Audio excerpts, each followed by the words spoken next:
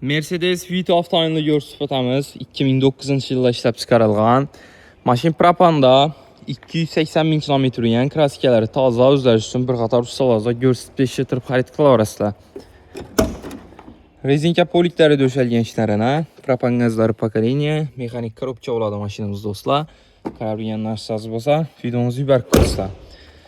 Yumşaq pololar qoyulgan 4 tane.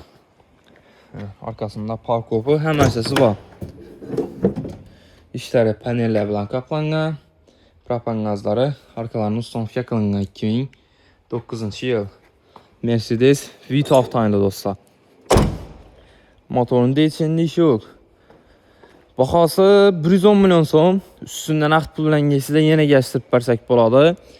Əldən 40-50 milyon so'm bərsəklə, qalan summanı 2-3 aya durub bərsəkən boladı dostlar. Qiziquşlar bolsa, Koşuş avtomarketdə satıb qoyuldu maşinimiz, gəlib xarid qılaverasizlar. Mercedes Vito avtomobili.